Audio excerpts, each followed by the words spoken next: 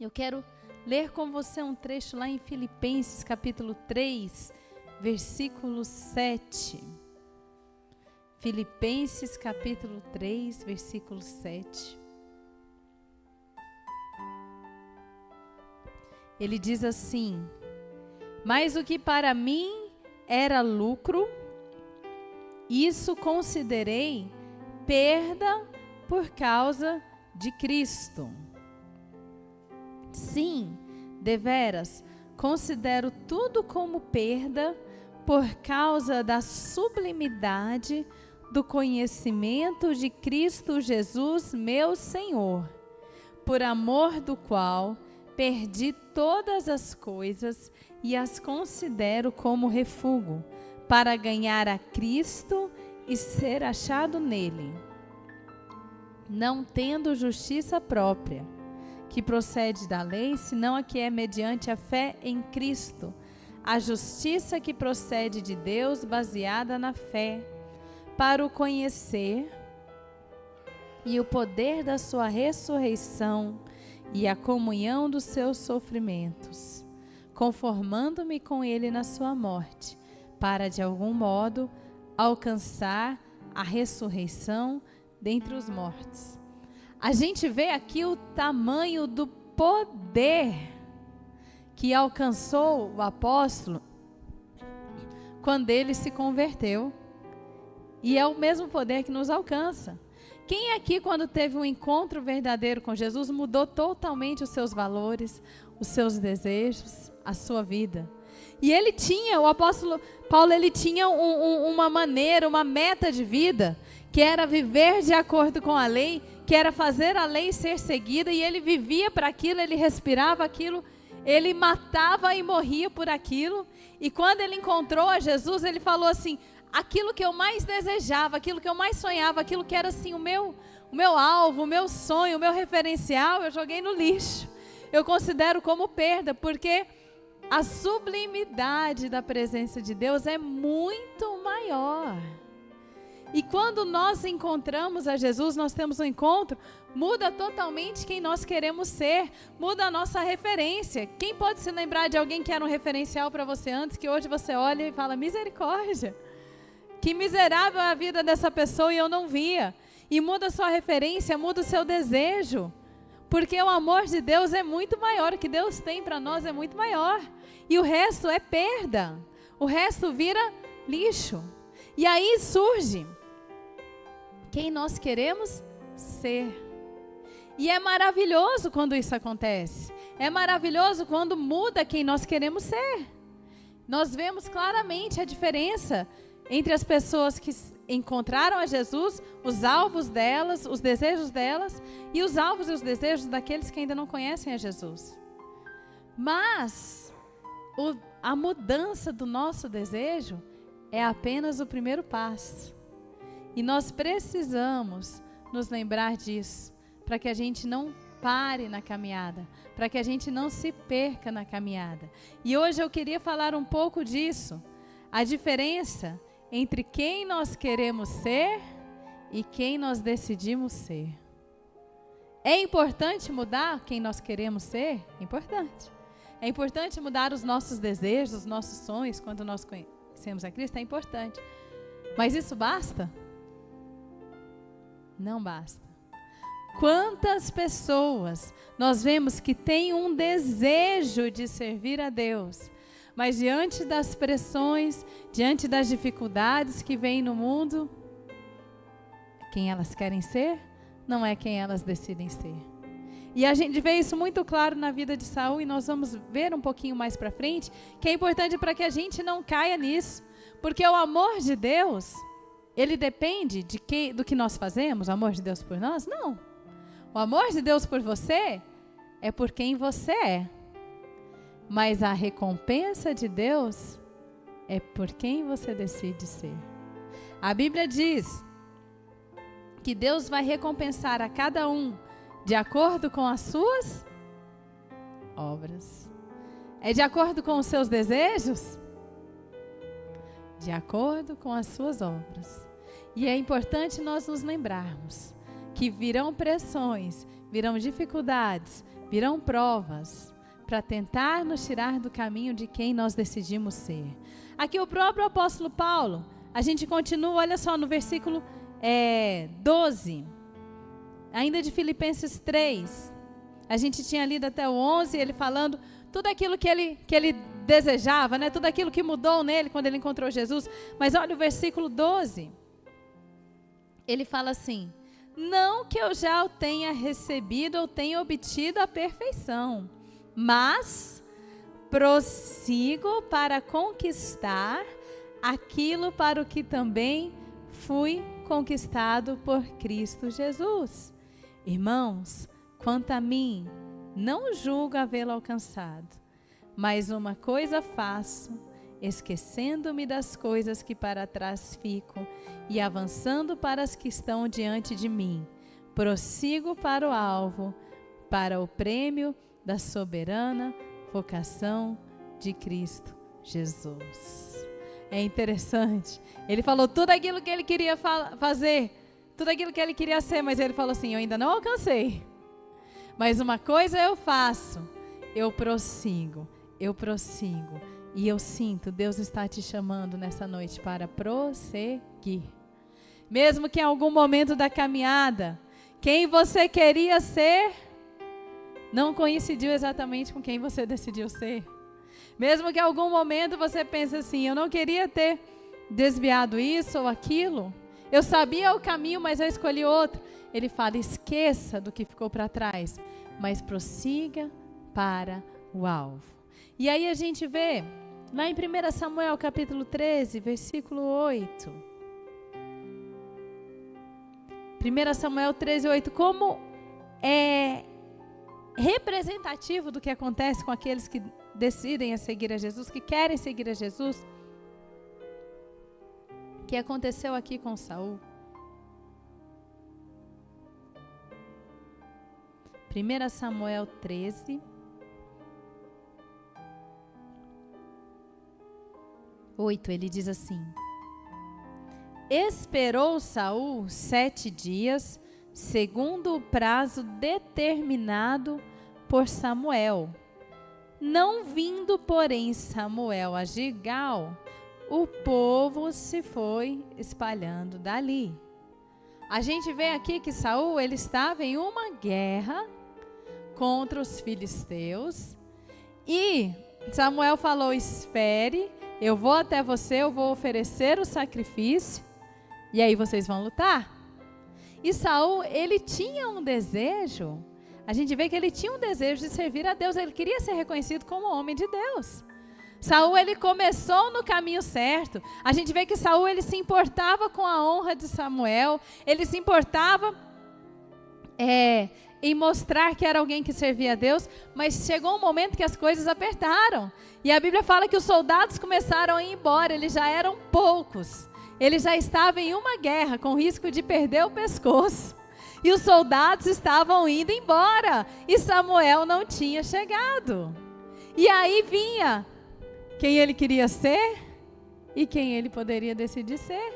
E aí a Bíblia diz que quando a coisa foi apertando, versículo 9, então disse Saul: trazei-me aqui o holocausto e ofertas pacíficas. E ofereceu o holocausto. Era algo para ele fazer? Não, era o sacerdote. E isso aqui me traz muito temor. Porque não foi algo, a gente vê que não foi algo que Saul fez assim, que era fácil de não fazer. Depois só foi ladeira abaixo. Saul foi cada vez andando num caminho pior. Mas aqui a gente vê que era algo, imagina você nessa situação. Os inimigos te rodeando, o seu exército está pequeno, e de repente os soldados começam a ir embora, e deu o tempo que o sacerdote falou, e o sacerdote não tinha chegado, ele falou: meu Deus, eu vou morrer, vai morrer a nação, eu vou ser um péssimo rei. Ele estava em uma situação difícil. Mas Saul era rei, ele tinha sido ungido por Deus, ele tinha sido escolhido para governar o povo. A quem muito é dado, muito será cobrado. E a Bíblia diz que Deus não permite que venha sobre nós tentação maior do que nós podemos o quê? Suportar. Mas para cada tentação, para cada provação, Deus te dá o escape. Que nós possamos nos lembrar disso. Quando vem a dificuldade, quando aperta, você pode sim decidir obedecer a Deus. Se tem uma prova difícil, é porque Deus já te deu muito também. É porque Deus já te deu o que você precisa para vencer essa prova. E aí ele diz aqui, então disse Saul, versículo 10, quer dizer, mal acabara ele de oferecer o holocausto, eis que chega Samuel. Saul lhe saiu ao encontro para o saudar. Samuel perguntou, o que fizeste? Respondeu Saul, vendo que o povo ia se espalhando daqui, que tu não vinhas nos dias aprazados, que os filisteus já tinham se ajuntado em Miquimás, eu disse comigo, agora descerão os filisteus contra mim a Gilgal, e ainda não obtive a benevolência do Senhor. Olha o que ele queria. Ele queria servir a Deus. Ele queria ser um homem de Deus. Mas não basta quem nós queremos ser. A gente precisa decidir ser. E aí ele continua dizendo, e forçado pelas circunstâncias, ofereci holocaustos. Então disse Samuel a Saul, procedeste neciamente em não guardar o mandamento, que o Senhor teu Deus te ordenou, pois teria agora o Senhor confirmado o teu reino sobre Israel para sempre. Quando mais aperta, é porque mais perto nós estamos da vitória. Não é clichê. A gente vê repetidas vezes na Bíblia. Quando aperta, quando você acha que não consegue, lembre-se que você consegue. Lembre-se que você precisa decidir, porque a sua vitória está chegando. Samuel estava vindo para confirmar o reino de Saul, mas olha o que ele disse no versículo 14. Já agora não subsistirá o teu reino. O Senhor buscou para si um homem que lhe agrada. Já lhe ordenou que seja príncipe sobre o seu povo. Porquanto não guardaste o que o Senhor te ordenou. O que o Senhor te ordenou. O nosso coração, ele é enganoso. Ah, não, meu não. Eu digo mais, não só é enganoso, como é extremamente o quê? Corrupto. Extremamente corrupto. Ah, bispo, o meu não, está na Bíblia. Eu não estou te ofendendo, nem me ofendendo, a não ser que você seja um passarinho. Você é um passarinho? Você é um robô? Você é um extraterrestre? Porque a Bíblia diz que enganoso é o coração do homem. Ah, eu sou mulher, né, então. Mas é do homem em sentido amplo, né, homem e mulher. Olha para o homem do seu lado e fala assim, aí, você? O meu não. Infelizmente não, né, irmãs? Infelizmente, a gente não se livra dessa. Enganoso é o coração do homem extremamente corrupto. Se você é um humano, isso vale para você também. Isso vale para mim também. E aí Saul olhou ali e falou, ixi, agora, o que eu faço? Samuel falou para eu esperar, mas também a palavra de Deus fala que quem deve oferecer o sacrifício ao sacerdote, mas eu estou vendo as pessoas ir embora, eu sinto que para obter o favor do Senhor eu preciso oferecer o sacrifício. Enganoso é o coração do homem, extremamente corrupto. A Bíblia diz aqui que Deus buscou para si a outra pessoa, porque olha só o final do versículo 14, porque você não guardou o que o Senhor te ordenou. Quantas vezes nossas emoções vêm e vão, e a gente precisa escolher guardar o que o Senhor nos ordenou.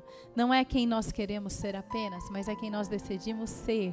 E para nós decidirmos ser e alcançarmos ser pessoas que agradam o coração de Deus, nós precisamos fazer o que o Senhor nos ordenou. E aí eu lembro de outro exemplo, que é ao contrário de Saul. Está lá na galeria dos heróis da fé, Abraão. Quantas vezes será que as emoções daquele homem não mudaram?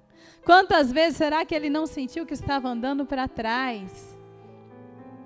A Bíblia diz que Abraão foi chamado por Deus, imagina a emoção dele lá em cima, né? Se sentindo um campeão, se sentindo especial. Quem aqui já se sentiu especial, né? Pode levantar a mão, não é? Soberba, não. Quem aqui já sentiu quando você viu um chamado de Deus para você e falou, puxa, eu sou especial? E ele se sentiu bem. Aí, de repente, a gente vê Abraão demorando para ter um filho. Aí, ele se sentiu realmente frustrado, porque a Bíblia conta o diálogo dele com Deus. Fala, ai, Senhor, como é que o Senhor vai me dar tudo isso se eu nem tenho um filho? Se é o filho do meu servo. Mas, nessas altos e baixos, Abraão continuava obedecendo. E o que conta para Deus é a nossa obediência. Não é o que a gente sente, é o que a gente faz. E aí a Bíblia diz que depois Abraão veio e teve um filho, aí a emoção dele foi lá em cima de novo, né? Imagina, olha, Deus cumpriu a promessa, que honra, que alegria. Aí depois Deus pede para Abraão fazer o que com o filho? Sacrificar. Às vezes a gente sente assim, tem momentos que a gente sente no céu, fala assim, Deus, eu andei 10.000 quilômetros na minha caminhada na vida cristã, eu sinto a presença de Deus, eu sinto que não tem nada melhor do que estar com Deus, aleluia, aí é a maior alegria da minha vida ler a Bíblia, orar, que coisa boa, e de repente acontece algo, parece que o céu fecha, você fala, vixe, agora eu leio por obrigação, eu oro por obrigação, eu não sinto mais, parece que eu andei para trás, mas não é o que você sente, é o que você faz.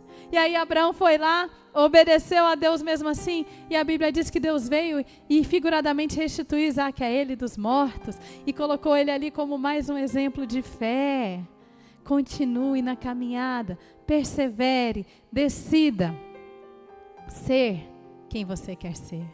Não apenas queira, decida ser obedecendo a Deus. E duas coisas nós precisamos nessa caminhada. Nós precisamos lembrar, como Maria, que escolheu a melhor parte, porque sem ouvir a Deus a gente não vai saber o que Deus ordena, a gente vai ficar à mercê das nossas emoções. Nós precisamos escolher ler, orar e congregar. São coisas tão simples que a gente fala tanto, mas que fazem toda a diferença na nossa vida. Quem aqui acorda já sentindo que o dia não vai ser suficiente para fazer tudo que você planejou fazer? Você acorda. Talvez nos primeiros 2 minutos você até pense que vai dar para fazer tudo. Mas 5 minutos depois que começa a surgir aquele tanto de imprevistos e você vê que as coisas vão demorando mais, você pensa, vixe, não vai dar para fazer tudo que eu quero fazer. E aí às vezes a gente pensa, vou deixar o devocional por último. Mas adianta alguma coisa você cumprir uma lista enorme de coisas? Se você não ouvir as palavras de vida eterna?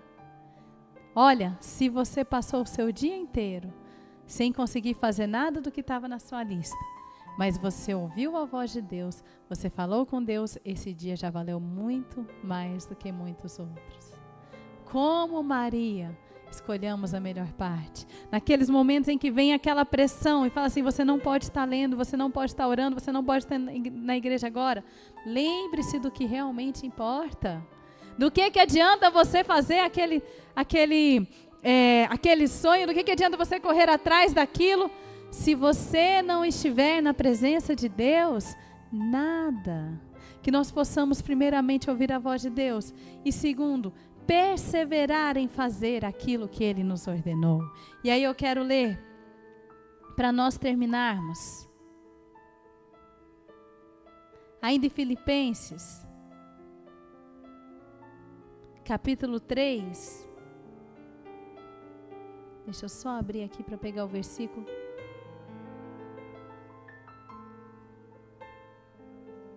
Filipenses 3, versículo 15. Todos, pois, que somos perfeitos, tenhamos esse sentimento, e se porventura pensais de outro modo, também isso que Deus vos esclarecerá. Todavia, andemos de acordo com o que já alcançamos. Se você pensa diferente do que a palavra de Deus diz, ele fala, vai lá, segue o seu coração, é isso que ele fala?